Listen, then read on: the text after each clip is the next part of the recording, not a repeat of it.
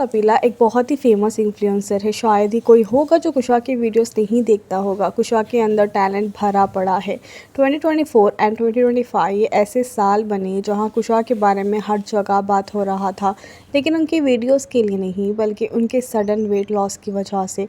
और अभी 2 to 3 month से कुशा के बारे में फिर से बात हो रहा है, उनके ब्रांड अंडरनीथ के बारे में। एंड कुशा पर इल्ज़ाम है कि उसने सारे डिज़ाइंस कॉपी किए हैं।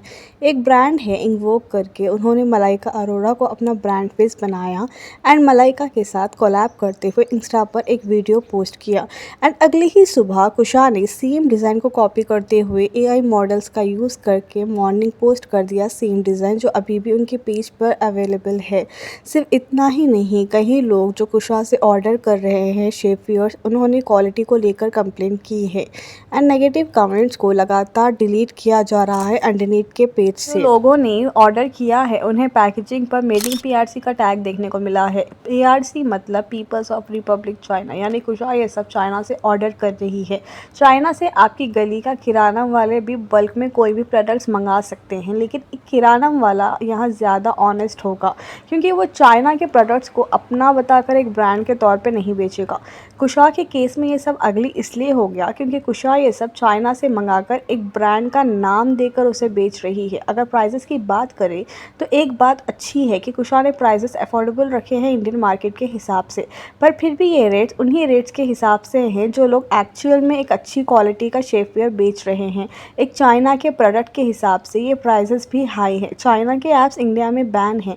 अगर ये बैन नहीं होते तो आप शीन जैसे ऐप से इन शेफवेयर्स को और चीप प्राइसेस में ख़रीद सकते थे, वो भी वही सेम क्वालिटी के जो कुशा दे रही हैं। एंड कस्टमर्स कंप्लेंट पर कंप्लेंट कर रहे हैं इसको लेकर। कुशा के तरफ से कोई रिस्पॉन्स ही नहीं है, उल्टा वो नेगेटिव रिव्यूज़ को डिलीट कर रही है। एंड 4 स्टार रिव्यूज़ के बारे में भी कहा जा रहा है कि ये सब एआई का यूज़ करके अच्छे रिव्यूज़ उस पेज पर डाला गया है। कुछ लोगों का मानना है कि मे बी कुशा अपने रेवेन्यू को भी एग्जैचुरेट करके बता रही है। एक्चुअल में उतने लोग कुशा के ब्रांड से परचेस कर ही नहीं रहे जितना वो रेवेन्यू बताया जा रहा है। 150 CR का उतना कोई शेफवेयर ब्रांड बना ही नहीं सकता। ये जो मार्क है 150 CR का, वो सिर्फ 8 मंथ्स में इन्होंने किया है, ऐसा उनका कहना है, जो कि दूर दूर तक पॉसिबल नहीं लग रहा। एंड मामा अर्थ ब्रांड का इन्वॉल्वमेंट भी लोगों को डरा रहा है। मामा अर्थ की फाउंडर गज़ल अलग भी कुशा के ब्रांड के साथ एसोसिएट है। लोगों का कहना है कि अगर सच में गज़ल भी इस शेफवेयर ब्रांड के साथ है, जो कि एक क्लियरली एक चाइनीज़ प्रोडक्ट है, तो क्या मामा अर्थ पर यकीन कर सकते हैं? अभी तो ऐसा कुछ क्लियर नहीं हुआ है, बट देखते हैं आगे क्या अपडेट आती है इससे रिलेटेड। अब बात करते हैं कुशा के फेस के बारे में। आप इस पिक्चर को देखो, इसमें कुशा दूर दूर तक पहचानने में नहीं आ रही।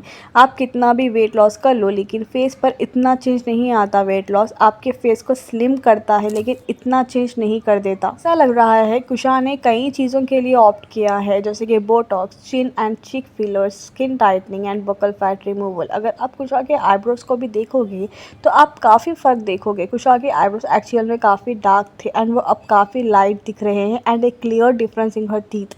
ऐसा लग रहा है कि कुशा ने अपने आप को रिंग स्टॉल मारा है सोशल मीडिया पर।